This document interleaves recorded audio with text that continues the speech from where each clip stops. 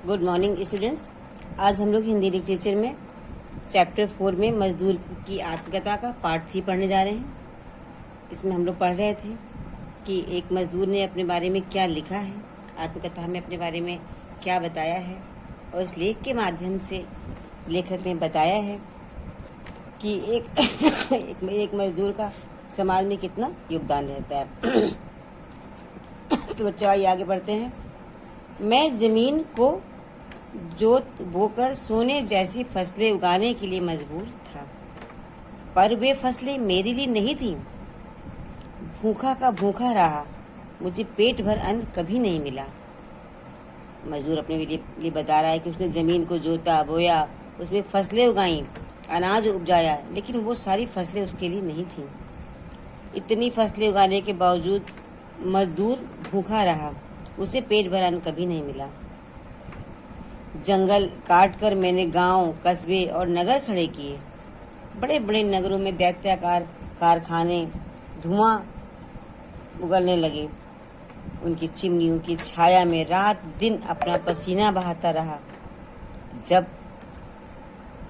जब किसी मशीन की चपेट में आकर मैं अपाहिज हो जाता तो मेरा नाम रजिस्टर से काट दिया जाता।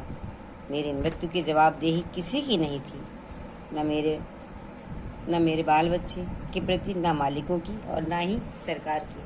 ये कितनी मार्मिक बात लिखी है कि जंगलों को काट करके उन्होंने गांव बनाए, कस्बे बनाए, नगर बनाए, मतलब जंगलों को काट करके रास्ते बनाए, घर बनाए, नगर खड़े किए और बड़े बड़े नगरों का निर्माण किया और बड़े बड़े कारखाने बनाए जिससे कि धुआं निकलता है, चिमनियाँ बनाई। दिन रात पसीना बहा करके काम करते रहे वो मजदूर। लेकिन उन्हीं मशीनों में काम करते करते अगर कभी कोई उनके संग ऐसी दुर्घटना हो जाती, कभी वे अपाहिज हो गए, कभी उनका हाथ कट गया या पैर कट गया, कुछ इस तरह की कोई घटना हो जाती, तब क्या किया जाता? तब वो मिल मालिक, तब वो काम करवाने वाले ठेकेदार उस मजदूर का नाम रजिस्टर से काट देते और उनकी मृत्यु की जवाबदेही किसी की नहीं होती कि अगर वो मर भी गया तो उसका कौन जवाब देगा कि क्यों मरा, कैसे मरा, या उसके लिए कुछ आगे उसके परिवार की कोई व्यवस्था है कि नहीं। ये सब कोई नहीं सोचता, ना मालिक और ना सरकार। इसी पर मजदूर ने अपने मन की बात लिखी है कि इतना कुछ करने के बावजूद भी उनके प्रति किसी की जवाबदेही नहीं होती। कहने का तात्पर्य है कि मजदूरों की स्थिति इतनी दयनीय कि उनकी जान तक की कीमत न हमारे सरकार को है और ना ही मिल मालिक को और ना ही काम कराने वाले लोगों को। उसी दर्द को एक मजदूर ने अपने इस आत्मकथा के माध्यम से बयान किया है। मैं अपने बाल बच्चों के साथ मिलों की दीवारों की आड़ में बनाई गई टाट फूस की कुटिया में रहता हूँ।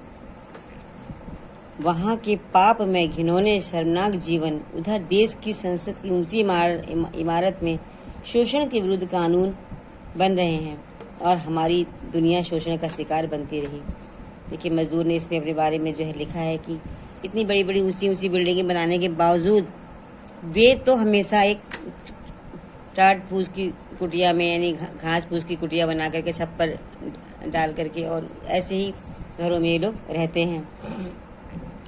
और देश में संसद में बैठ करके कि शोषण ना होने पाए लोगों का, हर इंसान को बराबर अधिकार मिले, बराबर सम्मान मिले और शोषण के विरुद्ध कानून बनते रहते हैं। लेकिन वो सब किताबों तक ही सीमित रह जाते हैं। वो सब केवल बस संसद तक ही रह जाते हैं और बाहर की दुनिया में निरंतर एक मजदूर का शोषण होता ही रहता है। प्रगति की दौड़ में बैलगाड़ी से रथ बने, रथ से रॉकेट बने, पर हम जमीन पर ही रेंगते रहे। उधर हमारी मिलों ने क्रांति की, पर मैं वहीं का वहीं रहा। मजदूर ने अपने बारे में बताया है कि देश की प्रगति में कि जो दौड़ है, यानी कि देश की प्रगति के रास्ते में ये बैलगाड़ी से रथ बने, मतलब इतनी तेजी से दौड़े, रथ से रॉकेट तक बने, लेकिन मजदूर की स्थिति वहीं की वहीं रही। मतलब कि मजदूर ने जब बैलगाड़ी थी तब भी काम किया, जब रथ बने तब भी काम किया, रॉकेट बने, रथ से रॉकेट बन गए, देश इतनी तरक्की करता गया, आगे बढ़ता गया, लेकिन मजदूर वहीं के वहीं रहे। उधर हमारी मिलों ने क्रांति की, मिलों में भी दिन दूनी रात चौगनी उन्नति हुई, प्रोडक्शन बढ़ा, लेकिन मजदूर का जो जीवन स्तर रहा वो वही रह गया। उसी पर मजदूर ने अपने बारे में लिखा है कि मैं वहीं का वहीं रह गया। पूंजीपतियों के लिए मैं पहाड़ों से लोहा, कोयला, टिन खोदता हूँ, एल्युमिनियम तैयार करता हूँ, तेल और पेट्रोल निकालता हूँ। वे इनके नाम पर खूनी लड़ाइयाँ लड़ते हैं। मैं तो तेली का बैल हूँ, मुझे कहीं भी जोत दो, मैं चलता ही जाऊँगा मशीन की तरह। मुझे तो दूसरों के सारे पर ही चलना है। अपनी व्यथा को बताते हुए मजदूर ने लिखा है कि पूंजीपतियों ने तो पहाड़ों से लोहा, कोयला, टिन, इनके लिए सब ये मजदूर ही निकालता है खोद करके पहाड़ों से, खानों से, लेकिन और ये उसके लिए भी, उसमें भी अपना अधिकार जताने के लिए आपस में लड़ते रहते हैं। लेकिन मजदूर क्या है, वो तो बिल्कुल तेली का बैल की तरह दिन भर काम करता रहता है। कहीं भी काम पे लगा दिया उसे तो करना है मशीन की तरह, और जो जैसा कहता है दूसरे के सारे पर उसको चलना होता है। यही उसकी नियति है और यही इसका जीवन है। मैं एक बार भी नहीं सोचता कि मेरे हाथों में जादू है, उनमें मसीहा का असर है, काश मैं इसे समझ पाता। मजदूर ने लिखा है कि एक बार भी वो ये नहीं सोचते कि मतलब जो है, मतलब उसका ध्यान इस तरफ नहीं जाता कि उसके हाथों में इतना जादू है और उसके हाथ में मसीहा का असर है। काश वो इस बात को समझ पाता। मजदूर ने अपने बारे में लिखा है, काश वो इस बात को समझता। दुनिया में क्या नहीं है, कौन सी चीज़ मैंने अपने हाथों से पैदा नहीं की। मेरे सहारे कारखाने असीमित मात्रा में माल उगलते जा रहे हैं। मैं तिनके से ताड़ बनाता हूँ, तिल से पहाड़, सुई से लेकर जहाज तक की चीज़ों पर मेरे हाथ का जादुई स्पर्श है। पर यह सब कुछ मेरे लिए क्यों नहीं? मैं इनमें से तिनका तक नहीं ले पाता। मैं अभी भी भूखा और नंगा हूँ। क्या ये मिले मेरे तन को नहीं ढक सकती?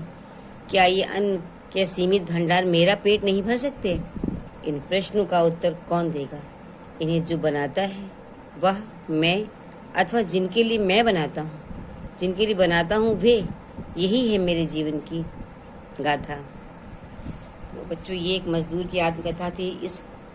इस पाठ में एक मजदूर ने अपने दर्द भरे जीवन की व्यथा को बताया है और लेखक ने बड़े ही सुंदर माध्यम से इसको एक लेख के रूप में प्रस्तुत किया है, जिसमें एक मजदूर ने बताया है कि वो जीवन भर अपना पूरा जीवन लगा देता है समाज के निर्माण में और देश की उन्नति में, लेकिन पूरा जीवन भर कार्य करने के बावजूद भी उसको वो सम्मान, वो पद, वो प्रतिष्ठा, यहाँ तक कि भरपेट भोजन भी उसको नहीं मिलता और वो भूखा ही रह जाता है। तो और सबके लिए अन्न उपजाने के बावजूद एक मजदूर भूखा, सबके लिए मिलों में कपड़ा बनाने के बावजूद भी उसके तन पर कपड़ा नहीं, सबके लिए छत देने के लिए, सब इमारतें बनाने के बावजूद उसके पास खुद का अपना स्थायी घर नहीं। ये बहुत बड़ी विडम्बना है बच्चों। ये बहुत बड़ा हमारे समाज पर एक अभिशाप है कि जो वो व्यक्ति, वो मजदूर, वो कर्मठशील इंसान जो सदैव इस देश के लिए, समाज के लिए निरंतर रात दिन लगा रहता है, लेकिन उसकी इतनी दयनीय स्थिति और उसने अपने बारे में इतना मार्मिक लेख लिखा है, ये बहुत ही दुखदायी है। इन सब का प्रयास करना, इन सबको मजदूरों की स्थिति को, उसकी दशा को उठाने के लिए हमारी सामाजिक संस्थाओं को, हमें खुद और हमारी सरकार को पूरा प्रयास करना होगा, तभी इनकी स्थिति में सुधार आ सकता है और ला सकते हैं। और सबसे बड़ी बात है कि जब इनके प्रति मानवता की भावना रखी जाए, मानवीय भावना रख करके भी हम इन्हें ऊंचा उठा सकते हैं और इनकी इस इनकी ये जो इनकी इतनी दयनीय स्थिति है, इसको ऊंचा उठाया जा सकता है और ठीक किया जा सकता है। तो इसका प्रयास करने का, इनकी स्थिति को सुधारने का प्रयास सबको करना है, मिलजुल करके, पूरे समाज को, देश को और हमारी सरकार को। तो बच्चों, आज हमारा पाठ यहाँ का ख़त्म होता है और बाय।